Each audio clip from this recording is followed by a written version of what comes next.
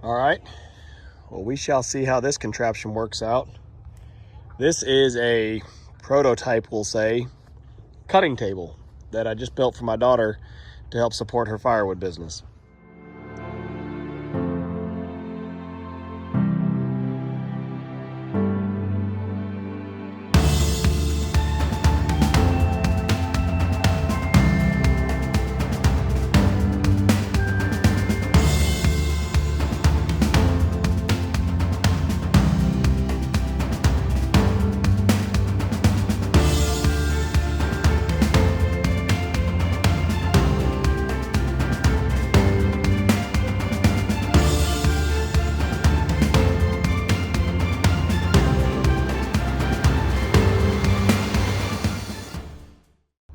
So the idea here is not original. You guys have probably seen these before, or versions of it. I saw one the other day on Facebook, and ever since I've been looking at that, I've been wanting to knock this out or try it. His was built out of all like 4x4 timbers, and he put them really close together. And I get the point, and his was on an angle too, so as he dropped a log on it, always rolled to the front, and then he had little cleats here. I think the channel's like Hometown Acres or something, which I don't know. I feel like there's a lot of hype and fluff there about, I don't know. It's just, anyway, seems like the guy's got some connections to always try out the latest and greatest toys. We'll just say that.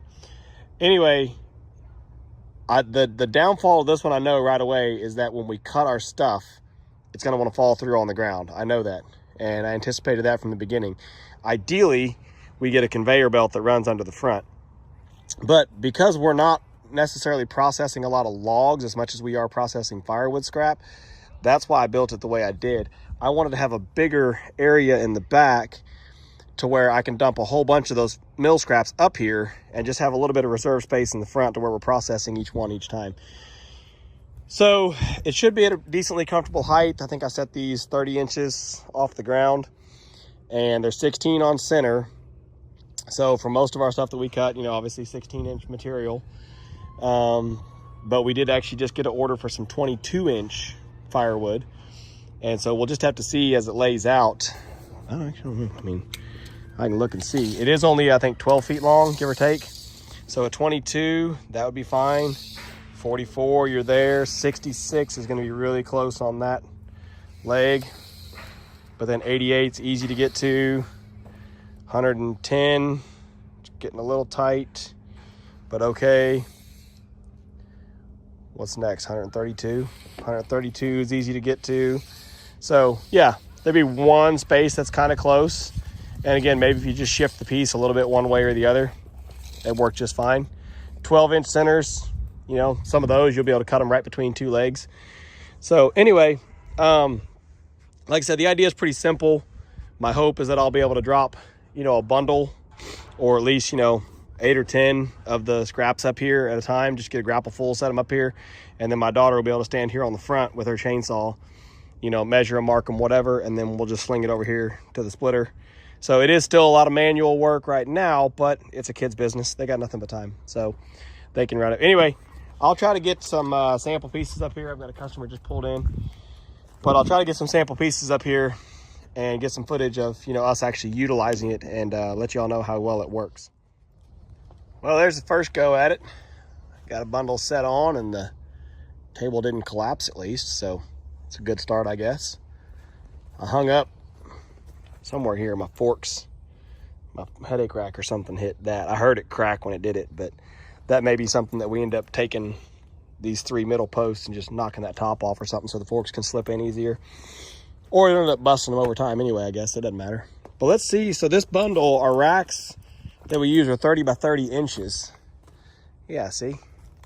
So when we cut the straps, obviously this is going to fall forward, but I'm hoping that at least the majority of it kind of stays back, you know, in the way, or out of the way, we'll say. And so the idea, again, it's going to slough, but we should be able to take the front one and kind of pull it to the front edge or whatever we got to do to cut it, and then we'll just start pulling them forward one at a time. So it's going to be slower than me taking the chainsaw and just buzzing through the bundle.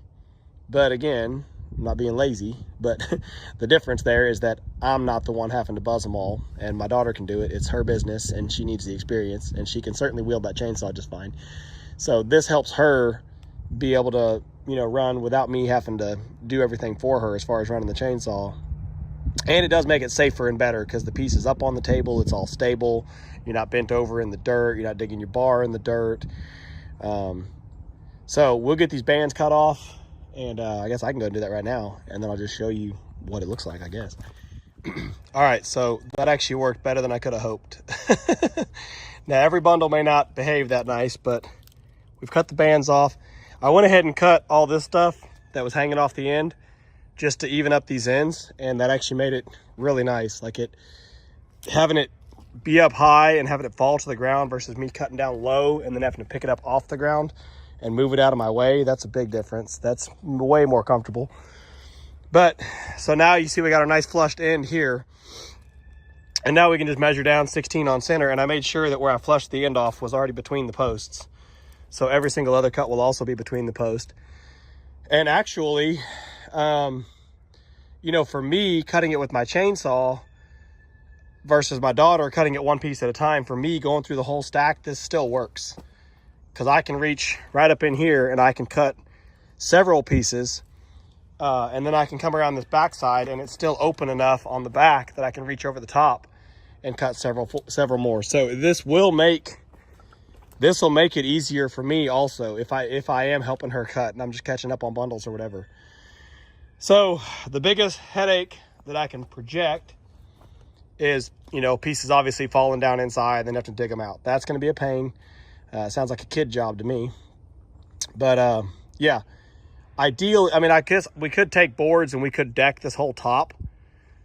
But then for your chainsaw, you start to get into stuff like that. We could run deck boards underneath possibly, so that, you know, you still have that depth of cut, so your chainsaw can get through with the depth of cut, but you wouldn't have stuff falling all the way down to the ground. So there's a couple of different things still to look at, different ideas. But yeah, excited to have it. So far it's good. And like I said, we'll just have to get some footage and see if I can get some video of my daughter actually using it for her part. So that's the long goal.